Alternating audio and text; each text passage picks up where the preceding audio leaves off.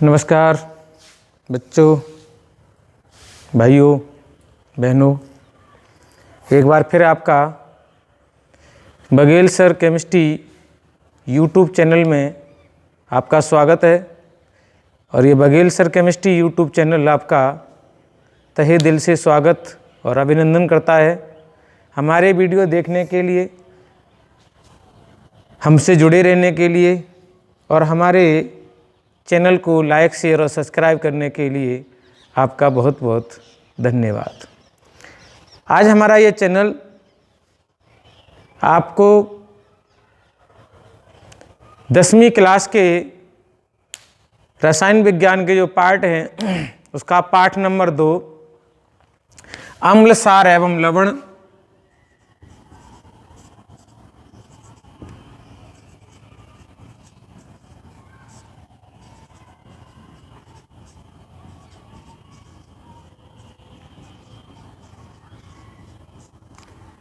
के बारे में पिछले वाले वीडियो से अगले वाले टॉपिक बताएंगे। और उस टॉपिक का नंबर है 1। वो टॉपिक हमारा है धातु ऑक्साइडों की अम्लों से क्रिया। टॉपिक हमारा है धातु ऑक्साइडों की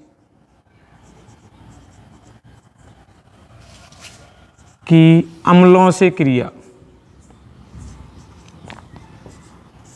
अम्लों से क्रिया।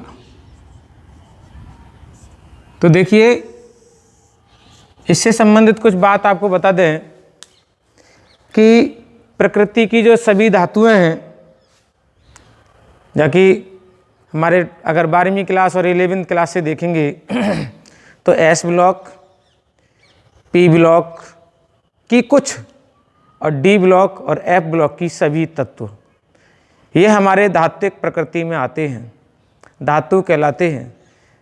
हमने पिछले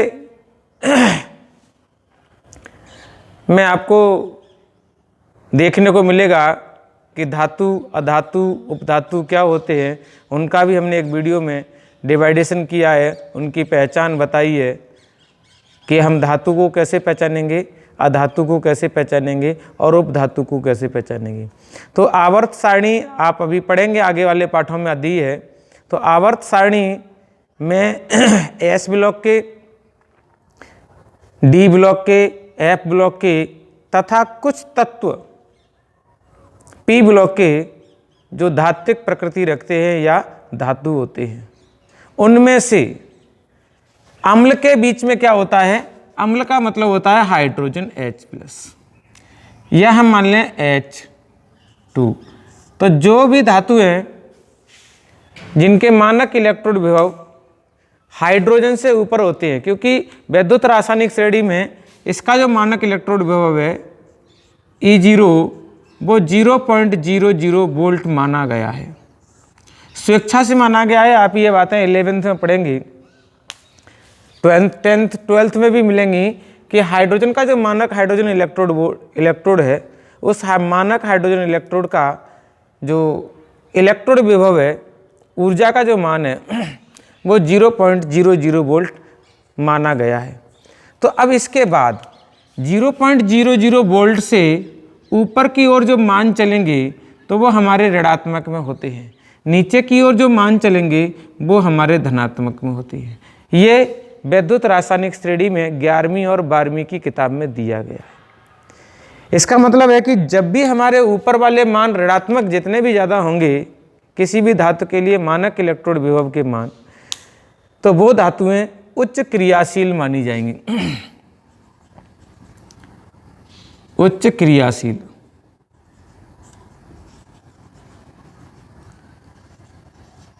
किससे? हाइड्रोजन से। कंपैरिजन टू हाइड्रोजन, हाइड्रोजन से ये जो धातुएं होंगी वो कैसी होंगी? उच्च क्रियाशील होंगी। और नीचे वाली जो जाएंगी वो हमारी कम क्रियाशील होंगी।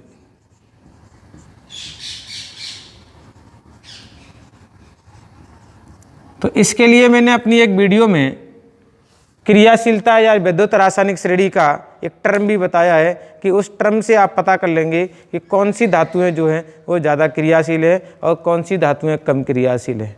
तो बगैर किसी एक्सपेरिमेंट के किए हुए आप इन चीज़ों को आप उस सारणी से, उस जो हमने अपनी लैंग्वेज में जो एक शब्द बनाया है उस शब्द से उनकी पहचान कर सकते हैं। हालांकि उसमें सभी नहीं हैं, जो हमारी मेजर होती हैं, जो हमारे काम आती हैं विज्ञान की दृष्टि से, रसायन विज्ञान की दृष्टि से, उनको हमने उसमें जोड़ रखा है। आगे इसका मतलब अब हम क्या करेंगे, अपने दैनिक जीवन में देखेंगे कि वे धातुएं जो अम्ल में, वे धातुएं जो अम्ल से क्रिया करती हैं, अम्ल से क्रियाशील, वे धातुएं जो अम्ल से क्रिया करती हैं वो हाइड्रोजन से ज़्यादा क्रियाशील होंगी और जो क्रिया नहीं करती हैं वो हाइड्रोजन से कम क्रियाशील होंगी। तो अम्ल के बारे में बात करें कि अम्ल क्या होते हैं, ये भी मैंने आपको पीछे बताया इसी पाठ में कि अम्ल क्या होते हैं, उनको कैसे पहचानेंगे। तो बाकी के आगे की बात हम क्या करेंगे, धातुओं की ऑक्साइड से क्रिया। तो ये हम क्या है, जनरल रिएक्शन ले रहे हैं, धातु प्लस अम्ल।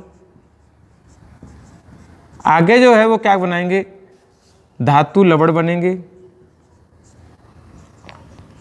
और धातु लवण बनने के साथ साथ इसमें से हाइड्रोजन गैस निकलेगी। ये फैक्ट बात है, इसमें से हाइड्रोजन गैस निकलेगी और वो हम हाइड्रोजन गैस कैसे, माचिस की तीली ले जाएंगे तो फट फट की आवाज़ के साथ जलती है, हाइड्रोजन गैस निकलती है। तो वो तब होगा जब हम हाइड्रोजन से ज़्यादा उच्च क्रियाशील, जिनके मानक अपचयन विभव जो है वो कैसे हों, ऋणात्मक हों और वो ज़्यादा क्रियाशील हों। अभी तो हमने क्या है, एक सामान्य रिएक्शन लिखी है, बाकी की अब हमारा क्या है, अब हम धातुओं के साथ क्रियाएं लेते हैं।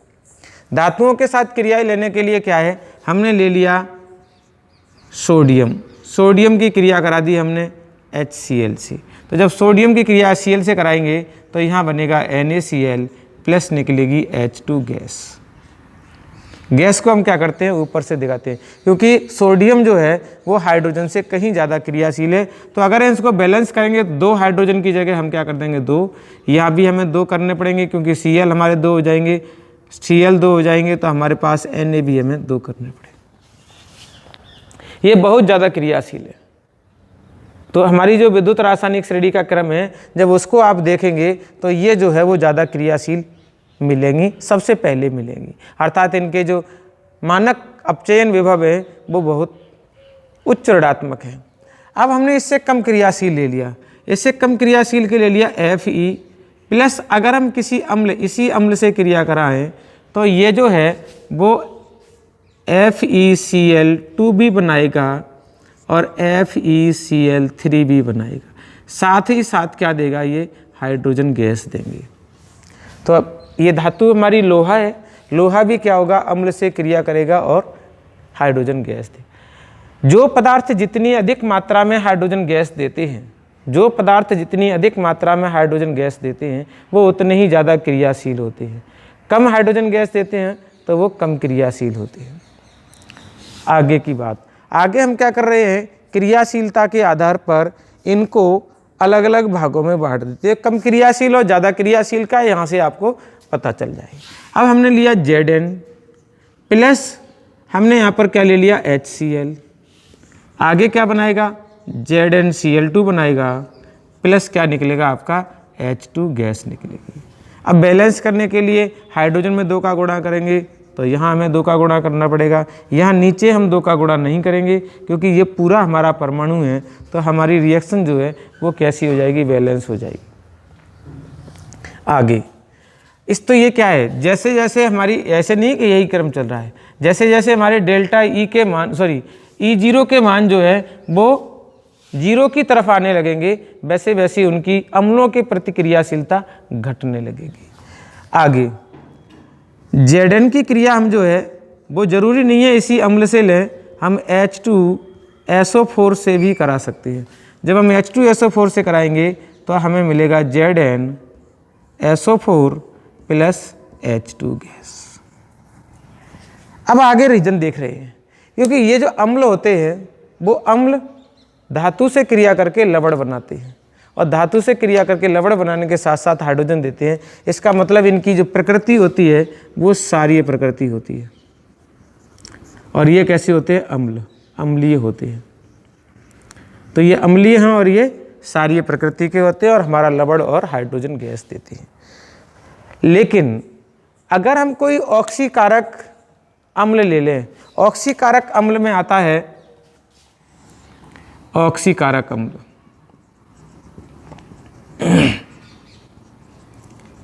ऑक्सीकारक अम्ल में हमने ले लिया है हमारा HNO3। तो जब हम ऑक्सीकारक अम्ल लेंगे तो ऑक्सीकारक अम्ल के साथ जो होता है वो हमने क्या लिया? Zn plus HNO3। ये कैसा है? ऑक्सीकारक अम्ल है। कैसा है ये? ऑक्सीकारक अम्ल है। और जब ये ऑक्सीकारक अम्ल है तो ये ऑक्सीकारक, जब ऑक्सीकारक अम्ल है तो ये ऑक्सीकरण की क्रिया करेगा, अर्थात ये हाइड्रोजन गैस नहीं देगा। क्या करेगा? ये हमारा ZnNO3 बनाएगा प्लस नाइट्रोजन के ऑक्साइड देगा, तो N2O भी देगा, NO2 भी देगा, प्लस हाइड्रोजन गैस के स्थान पर हमें जल की अणु दे देगा। क्या देगा? हाइड्रोजन के स्थान पर हमें जल की अणु देगा। तो ये लवण भी बनेगा, लेकिन लवण के साथ साथ यहाँ से हाइड्रोजन के क्या मिलेंगे? नाइट्रोजन के क्या मिलेंगे आपको? ऑक्साइड, और जल का भी आपको ऑक्साइड मिलेगा। तो जब जल का ऑक्साइड मिलेगा तो वहाँ पर जो है वो क्या हो जाता है? जल बन जाता है। पानी का, हाइड्रोजन का ऑक्साइड पानी है, ये नाइट्रोजन के ऑक्साइड हैं, नाइट्रोजन के ऑक्साइड।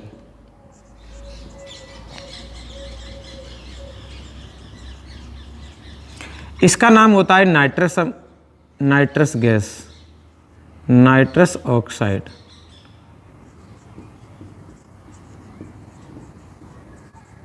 हंसाने वाली गैस, नाम क्या है इसका?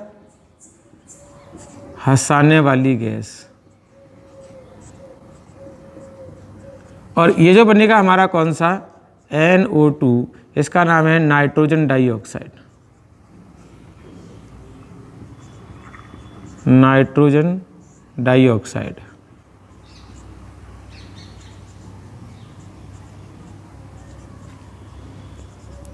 तो हालांकि 10th में ये चीज़ नहीं है तो आपको ये इग्नोर कर देनी है।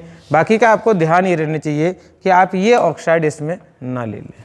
तो अगर ये ऑक्साइड लेंगे तो वो धातुओं का ऑक्सीकरण कर देगा। स्वयं को जो चीज़ें प्राप्त हो रही हैं, हाइड्रोजन गैस जो प्राप्त हो रही है उसका भी ऑक्सीकृत हो जाएगा, और जो स्वयं पदार्थ है वो भी ऑक्सीकृत हो जाएगा।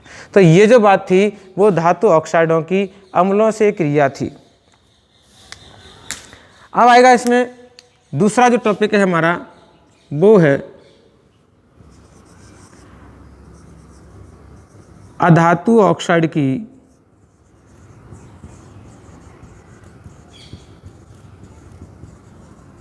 अधातु ऑक्साइडों की क्षार के साथ क्रिया, क्षार के साथ क्रिया। अधातु ऑक्साइड लिए हमने CO2 प्लस क्षार के साथ क्रिया करा दी NaOH। आगे जो हमें मिलेगा वो क्या मिलेगा? Na2CO3 मिलेगा प्लस हमारा H2O निकलेगा। ऐसे ही हम क्या करेंगे? SO3 के साथ अगर हम इसकी क्रिया करा दें NaOH की, तो हमें मिलेगा Na2SO4 प्लस H2O। ठीक है, तो हम क्या करेंगे? अधातु की क्षार से जब क्रिया कराएंगे तो अभी भी क्या होगा? लवण बनेंगे और जल बनेगा। ये क्या होगा? क्षार। और ये क्या है? अधातु ऑक्साइड। लेकिन ये हैं कैसे? अम्लीय प्रकृति के होते हैं, अम्लीय प्रकृति। तो ये अम्लीय प्रकृति के होते हैं जो क्षार के साथ क्रिया करके लवण और जल बनाते हैं। तो ये बातें जो है वो आपको याद रखनी पड़ेगी। अब आते आए, अब देखिए यहाँ पर क्या हुआ है? कि हम यहाँ से हमें ये बात पता लगती है एक कि क्योंकि धातु कैसी हैं, ज़्यादा क्रियाशील होती हैं, जो अम्लों से क्रिया करके और लवण और हाइड्रोजन गैस बनाती है। तो हाइड्रोजन गैस तो कहाँ चली जाती है, वायुमंडल में निकल जाती है, बहुत धीरे धीरे स्लो प्रोसेस से चलती है यदि वो कम क्रियाशील है तो। बाकी के हमारा क्या होता है कि हमने अगर लोहे की धातु ली है, जिंक की धातु ली है, एल्युमिनियम की धातु ली है, तो वो हमारी एल्युमिनियम, जिंक, लोहे की धातुएं जो हैं वो किसी अम्लों से क्रिया करके अपना लवण बना लेती हैं, अर्थात धातुएं गलना प्रारंभ कर देती हैं। इसीलिए हम कभी कभी खट्टे पदार्थों को, अचार को, दही को, नींबू के रस को या किसी एसिड को, सिरका को, इन्हें हम जो है धातु के पात्र में नहीं रखते, क्योंकि जब इन्हें हम धातु के पात्र में रखेंगे तो ये धातु को धीरे धीरे धीरे धीरे क्या करेंगी, गलाना प्रारंभ कर देंगी। तो कभी भी लोहे के, पीतल के, स्टील के, जिंक के, एल्युमिनियम के पात्रों में हम दही, अचार, खट्टा पदार्थ या खट्टे कोई भी एसिड, सिरका, ये हम नहीं रखते, क्योंकि वो गलना प्रारंभ कर देते हैं, हमारी खाद्य वस्तुओं को खराब करना प्रारंभ कर देते हैं।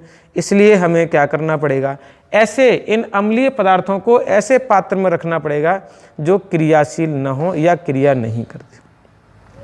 तो उनके लिए हमारा क्या है, उनके लिए हमारे 2-3 प्रकार के अक्रियाशील तत्व बनाए हैं, अक्रियाशील पदार्थ हैं, उन पदार्थों के अंदर हम रख सकते हैं। जैसे मिट्टी के घड़े में अचार रख सकते हैं आप, मिट्टी के घड़े में दही जमा सकते हैं आप, कांच के पात्र में हम खट्टे पदार्थ रख सकते हैं, अचार को रख सकते हैं, प्लास्टिक के पात्र में हम अचार को रख सकते हैं, चीनी मिट्टी के पात्र में हम अचार को रख सकते हैं। लेकिन फिर भी उनके जो भी हम अगर कोई हम धातु के पात्र लेंगे तो उनके अंदर नॉन स्टिक यानी नॉन क्रियाशील जो क्रियाशील नहीं हो उसका अगर लेयर लगाएंगे तो हमारी धातु बच सकेगी, नहीं तो हमारी धातु बचेगी नहीं। तो इस तरीके से आपको यह ध्यान रखना चाहिए। ये हमारे दैनिक जीवन की रसायन है और दैनिक जीवन की रसायन, आज की पढ़ी हुई रसायन हमारे दैनिक जीवन में काम आती है, चाहे लड़के पढ़ें चाहे उन्हें लड़कियां पढ़ें। तो ध्यान रखेंगे। फिर इसका हम आगे के शब्द जो है वो आगे के पॉइंट जो है हम आगे लेंगे। तो अगला पॉइंट इसका क्या है, अम्ल और सार में समानता।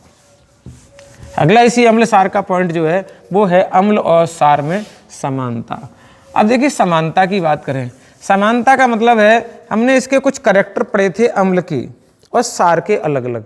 तो अम्ल और सार के परमानेंट कुछ करैक्टर थे, यानी हमारा क्या टॉपिक होगा, अम्ल एवं सार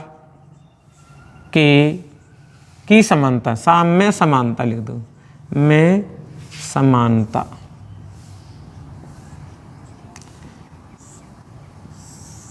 ठीक है, तो समानता का मतलब क्या है, समानता का मतलब है नंबर 1 जो है, चाहे अम्ल हो चाहे सार हो, आयनित होते हैं। कैसे होते हैं, आयनित होते हैं दोनों, चाहे अम्ल हो चाहे सार हो। अभी हमने क्या लिया, HCl अम्ल लिया, तो HCl अम्ल भी टूटेगा किसमें, H+ में प्लस Cl माइनस में।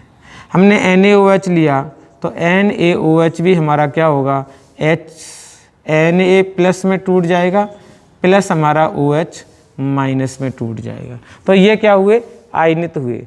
और दोनों में क्या होगा, आयनित हो जाते हैं, वियोजित हो जाते हैं, विघटित होते हैं और किसी ध्रुवीय विलायक में विघटित होते हैं।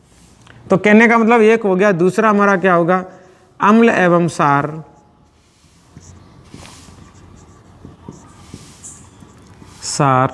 ध्रुवीय विलायक में विलय होते हैं, ध्रुवीय विलायक में विलय होते हैं। ठीक है, तो ध्रुवीय विलायक में क्या होंगे, ये विलय होंगे, आयनित होंगे। ये आयनित होते हैं दोनों और ध्रुवीय विलायक में ये विलय होते हैं। तीसरा पॉइंट क्या है, ये विद्युत के सुचालक होते हैं, विद्युत के सुचालक होते हैं, सुचालक होते हैं। इसका कारण क्या है, इसका कारण ये है कि जब ये टूटेंगे तो H+ और Cl-, हम नहीं कहते कि H+ में टूटेंगे Cl- में टूटेंगे, ये धनायन और ऋणायन में टूटेंगे। किसमें? धनायन और ऋणायन में टूटेंगे। और धनायन और ऋणायन के द्वारा ही हमारी विद्युत का क्या होता है? प्रवाह होता है। तो ये क्या है हमारे? ये विद्युत का प्रवाह करेंगे, आयनित होते हैं इसलिए विद्युत का प्रवाह करेंगे, ठीक है। तो आयनों में टूटने के कारण ये विद्युत का प्रवाह करेंगे और ये एक दूसरे यानी अम्ल सार से और सार अम्ल से आपस में क्रिया करेंगे। ये एक दूसरे में क्या होते हैं? क्रियाशील होते हैं। ये भी इसकी समानता हो गई। अम्ल व सार आपस में क्रियाशील होते हैं, आपस में क्रियाशील होते हैं। तो ये जो पॉइंट है वो इनके क्या रहे? समानता वाले पॉइंट रहे। हमने आज इसमें आपको 3 टॉपिक पढ़ाए हैं। अम्ल की धातु से क्रिया, अधातुओं की, अधातु ऑक्साइडों की सार से क्रिया और अम्लों की समानताएं। आगे के जो बिंदु हैं वो हम इससे अगले वाले वीडियो में देखेंगे। तब तक के लिए हमारे वीडियो को देखते रहें, लाइक शेयर सब्सक्राइब करते रहें, हमें कमेंट करके अपनी सूचनाएं देते रहें। हम आपकी सूचनाओं का अवश्य ध्यान रखेंगे और आपकी सूचनाओं का समाधान करेंगे। जय हिंद, जय भारत।